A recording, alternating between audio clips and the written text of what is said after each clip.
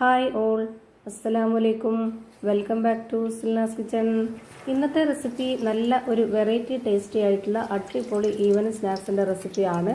അവലും പഴവും വെച്ചിട്ടാണ് ഇത് തയ്യാറാക്കി എടുത്തിട്ടുള്ളത്. കുട്ടികൾക്കും വലിയവർക്കൊക്കെ ഒരുപാട് ഇഷ്ടമാവും, എത്ര കഴിച്ചാലും മതി വരില്ല.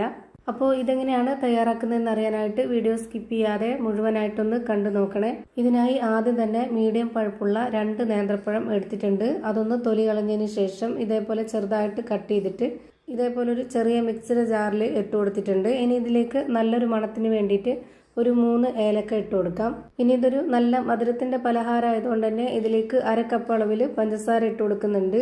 ഇതിന്റെ മധുരത്തിനെ ഒന്ന് ബാലൻസ് ചെയ്യാനായിട്ട് ഒരു നുള്ള് ഉപ്പും കൂടെ ഇട്ട് കൊടുക്കാം. ഇനി ഒട്ടും വെള്ളം ചേർക്കാതെ ഇത് നല്ല പോലെ ഒന്ന് അരച്ചെടുക്കണം. വെള്ളം ചേർക്കാതെ നമ്മൾ അരച്ചെടുക്കുന്നത് പഴം നമുക്ക് നന്നായിട്ട് അരഞ്ഞു കിട്ടുമെങ്കിലും കൂടെ അതിന്റെ കൂടെ തന്നെ കഷ്ണങ്ങളായിട്ട് കിടക്കുകയും ചെയ്യും. ആ ഒരു രീതിയിൽ കിട്ടാൻ തന്നെയാണ് അങ്ങനെ അരച്ചെടുക്കുന്നത്.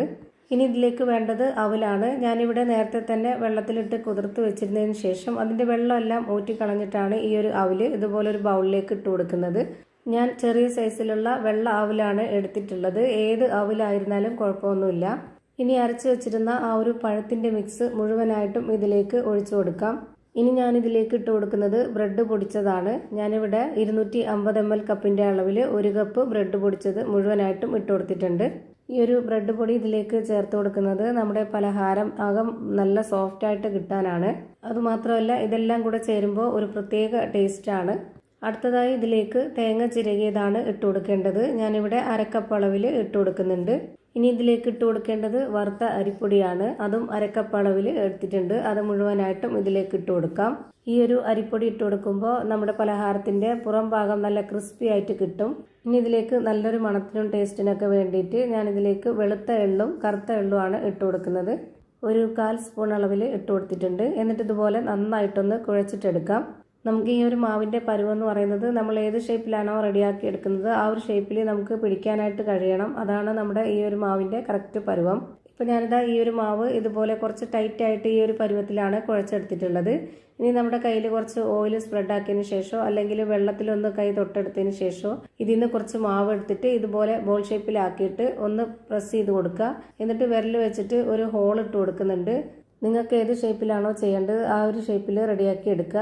ഞാനിപ്പോൾ ഈ ഒരു ഷേപ്പിലാണ് എല്ലാം റെഡിയാക്കി എടുക്കുന്നത്. ഈ വീഡിയോസ് കണ്ടുകൊണ്ടിരിക്കുമ്പോൾ തന്നെ സിൽനാസ് കിച്ചൺ ചാനൽ ആദ്യമായിട്ട് കാണുന്നവരാണെങ്കിൽ പ്ലീസ് ഒന്ന് സബ്സ്ക്രൈബ് ചെയ്തേക്കണേ. ഒപ്പം തന്നെ ഈ വീഡിയോസ് നിങ്ങൾക്ക് ഇഷ്ടപ്പെടുകയാണെങ്കിൽ ഒരു ലൈക്ക് ചെയ്ത് ഷെയർ ചെയ്ത് സപ്പോർട്ട് ചെയ്യാനും മറക്കരുത്. ഇനി നമുക്കിതെല്ലാം ഒന്ന് ഫ്രൈ ചെയ്തിട്ടെടുക്കാം. അതിനായിട്ട് സ്റ്റൗവിലേക്ക് ഞാനൊരു കടായി വെച്ച് കൊടുത്തിട്ടുണ്ട്.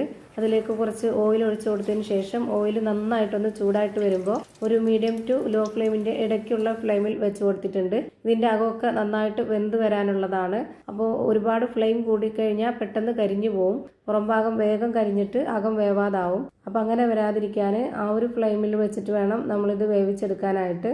അതുപോലെ ഇട്ട് കൊടുത്ത ഉടനെ തന്നെ നമ്മൾ പെട്ടെന്നൊന്ന് ഇളക്കി ഇട്ട് കൊടുക്കണം, അല്ലാന്നുണ്ടെങ്കിൽ അടിക്ക് പിടിക്കും. ഞാനിപ്പോൾ ഇവിടെ തിരിച്ചും മറിച്ചൊക്കെ ഇട്ട് കൊടുത്ത് നന്നായിട്ട് വേവിച്ചെടുത്തിട്ടുണ്ട്. ഇനി നമുക്കിത് എണ്ണയിൽ നിന്ന് കോരി മാറ്റാം. ഒട്ടും എണ്ണ കുടിക്കാത്ത നല്ല ടേസ്റ്റി ആയിട്ടുള്ള നല്ലൊരു വെറൈറ്റി പലഹാരത്തിന്റെ റെസിപ്പിയാണ്. എന്തായാലും ഒന്ന് ട്രൈ ചെയ്ത് നോക്കണം. എല്ലാവർക്കും ഇഷ്ടാവുകയും ചെയ്യും. അതുപോലെ തന്നെ നോമ്പ് ടൈമിലും അല്ലാത്തപ്പോഴൊക്കെ ട്രൈ ചെയ്യാൻ പറ്റിയിട്ടുള്ള ഒരു അടിപൊളി ഐറ്റമാണ്. ഇതിൻ്റെ അകം എങ്ങനെയാണ് ഇരിക്കുന്നതെന്ന് അറിയാനായിട്ട് ഇതൊന്ന് പൊട്ടിച്ച് കാണിക്കുന്നുണ്ട്. അപ്പോൾ ഇത്രയേ ഉള്ളൂ ഇന്നത്തെ വീഡിയോ ഇഷ്ടമായാൽ ലൈക്ക് ചെയ്യാനും കമൻറ്റ് ചെയ്യാനും ഷെയർ ചെയ്യാനും മറക്കരുത്. അതുപോലെ തന്നെ ഞാനിടുന്ന പുതിയ വീഡിയോസ് നോട്ടിഫിക്കേഷനായിട്ട് കിട്ടുന്നതിന് വേണ്ടി സബ്സ്ക്രൈബ് ചെയ്ത് ബെല്ലൈക്കൺ അമർത്തി അതിൽ ഓൾ എന്ന ഓപ്ഷൻ എനേബിൾ ചെയ്ത് കൊടുക്കാനും മറക്കരുത്. പുതിയൊരു വീഡിയോയുമായി വീണ്ടും വരും. Thank you for watching.